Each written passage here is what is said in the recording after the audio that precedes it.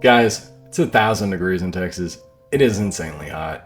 And I guess that's fitting because we're playing at Doghouse on the 1-2 bring in for 5. So essentially it's a 2-5 game. And actually run pretty hot. So I hope you guys enjoy and watch me run it up at Doghouse. Alright guys, this is the first interesting hand of the session. It's actually a double board bomb pot, which happens every dealer change at the Doghouse, which is where I am playing. And that dealer changes every 30 minutes. So you'll be seeing a couple of these. Look down and see ace 4 7 4, no suits. Top board comes out king king 3, nothing there. Bottom board comes out king deuce jack, so nothing there as well. And I know what you're thinking. This looks like a very uneventful bomb pot. How could this even be on the vlog? Well, it's on here, okay? So there's a reason. Just relax. We'll get there. We'll get there. Anyways, so we're on the flops, and in case you guys don't know, it's $6 ante, and then you go straight to 2 flops.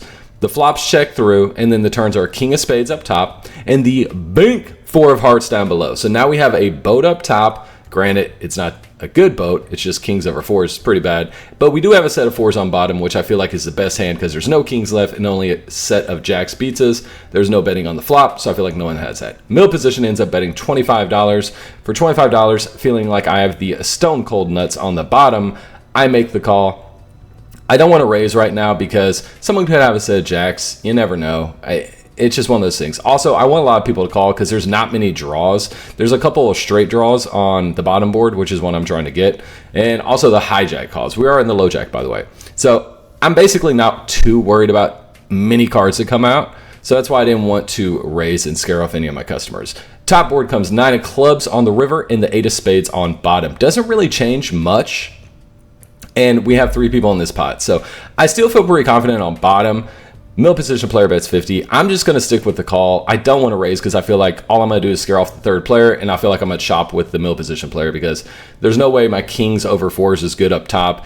5s beats us, 6, any pocket pair basically beats us except 2s and 3s. Hijack makes a call for $50, and at this point we're whipping over our hands to see what everyone has. I look at the other players because they've already whipped theirs over, and I do let them know that I'm in fact scooping somehow, some way. $270. First significant hand, I scoop. My set of 4s is good on bottom, and no one had a pocket pair at all for a boat up top. So somehow I end up scooping these 2 boards. Was not expected. Definitely was a pleasant surprise because I would have bet money that I was chopping. Thought I had the bottom, but definitely thought I was chopping. Either way, I'll take it. $270 in the books for the very first hand. Let's move on to the next one and hope that this run good continues. Alright guys, after we get rid of that bomb pot, we go back to Hold'em. Pretty much Hold'em for the rest of the video. I think there's one more Omaha hand, but that's about it. There's a $10 straddle on this hand. Big blind does make the call. We look down and see pocket 8s of the red variety. So in this position, I'm in middle position. I think you can either call or raise. I decided to go with raise because I tend to be more aggressive sometimes. So I raise it up to $40. All in goes all in. Button goes all in for 167. Words are hard. Okay. The big blind does end up folding and action gets back around to me.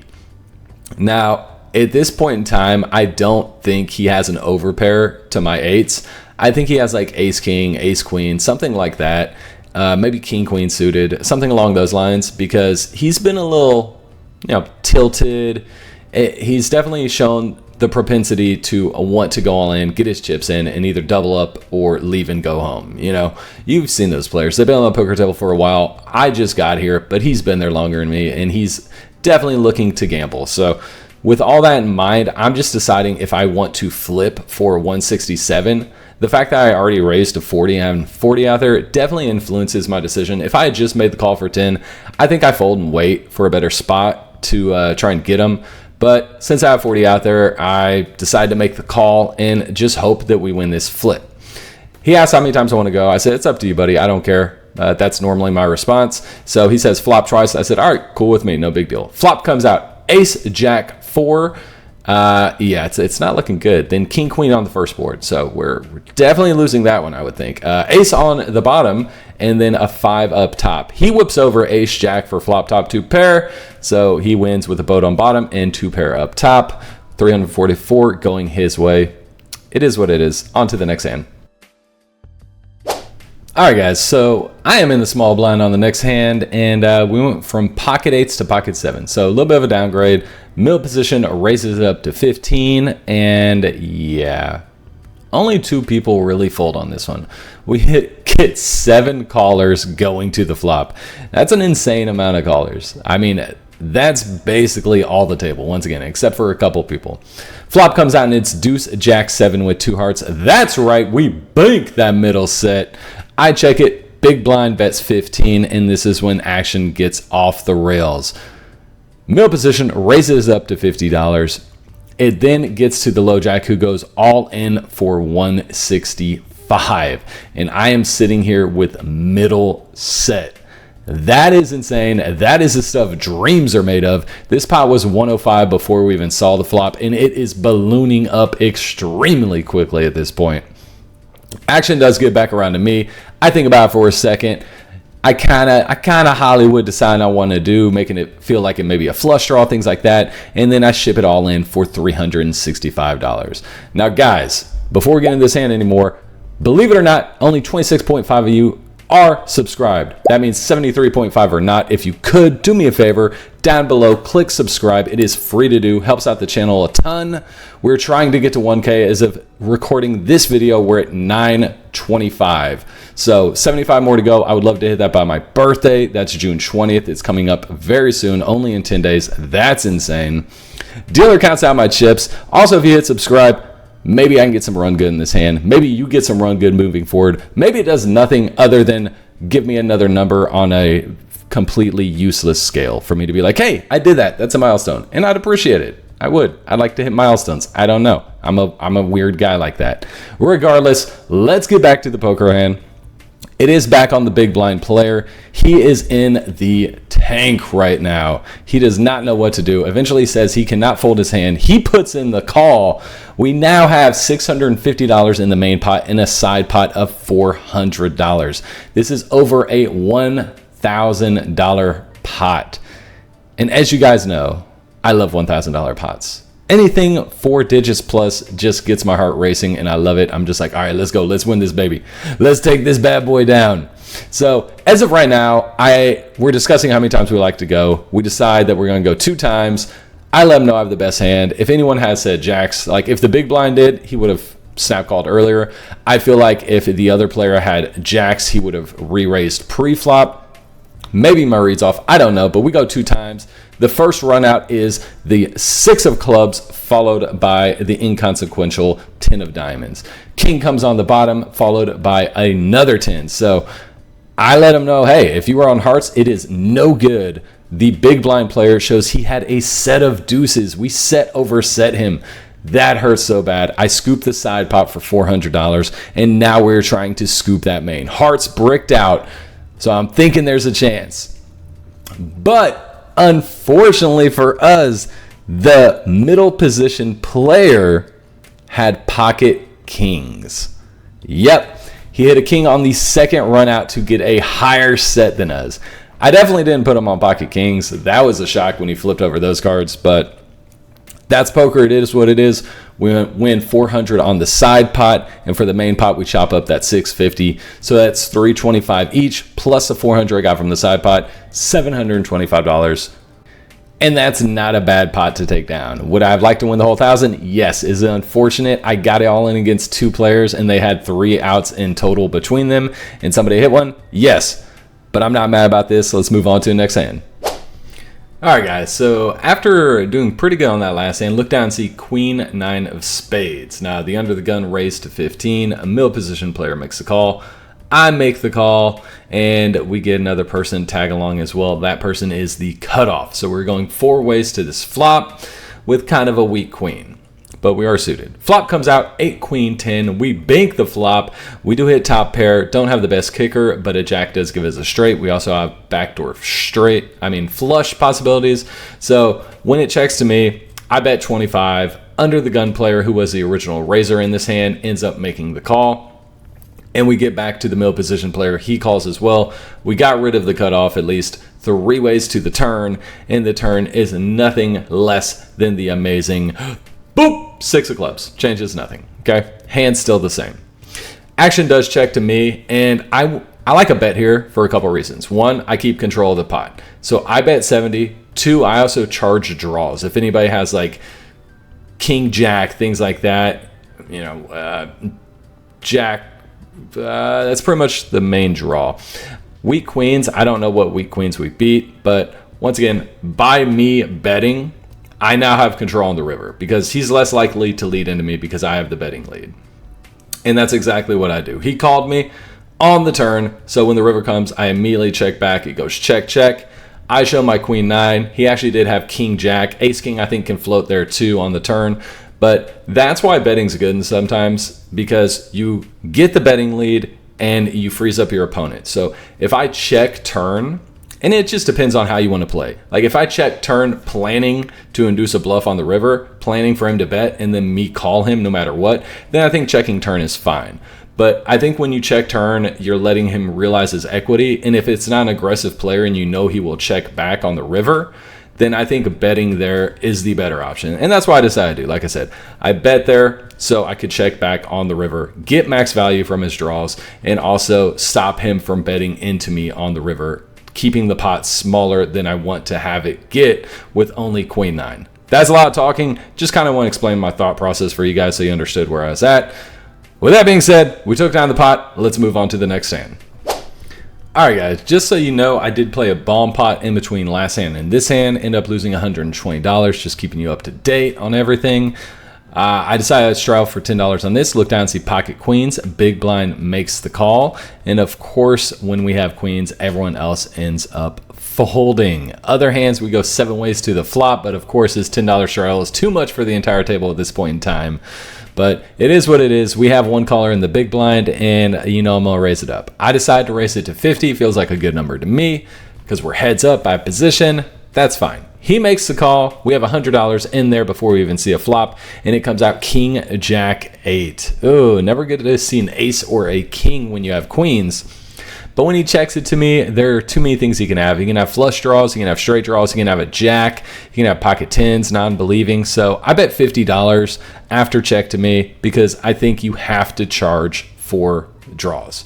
He ends up making the call, $200 in there, and we go to the turn. Turn is an inconsequential 3 of spades. Changes nothing at all.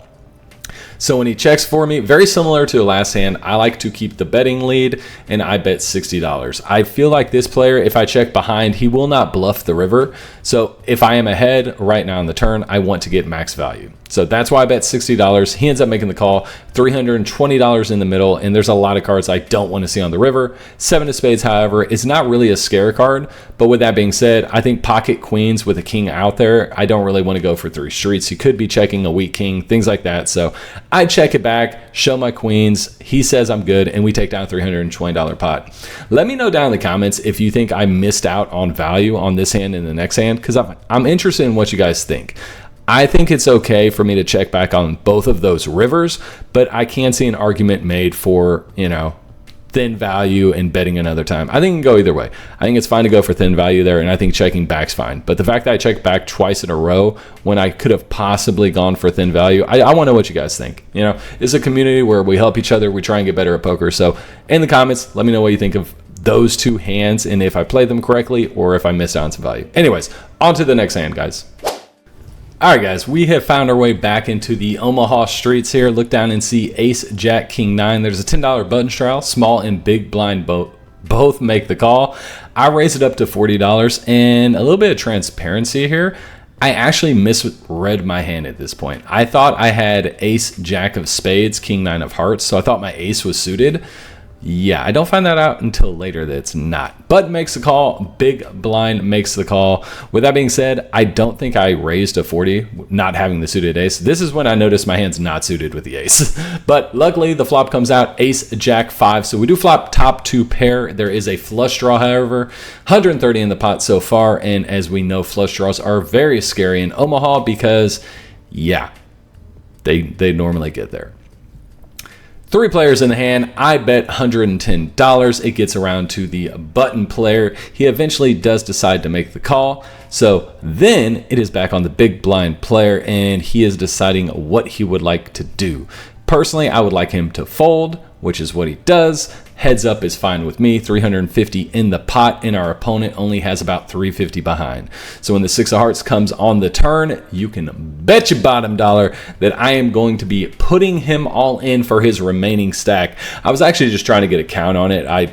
He had it stacked kind of differently, so I didn't know if it's like 300, 320, something like that. But I asked for a count. He says 305. I said, okay, all in. I go all in for 305. He pretty much snap calls me, and at this point I'm like, oh shit, does he have a set of 5s or 6s? Did I fuck up? Oh my goodness.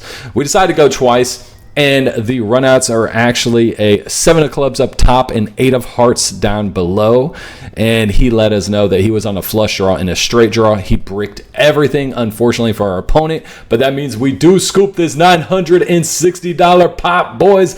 Let's go. All right, we have one more hand to go. So let's go the final hand of the night. Then let's go the totals and see how we did. But 960 coming our way. Unfortunate for him to brick everything. Feels bad. We've all been there before.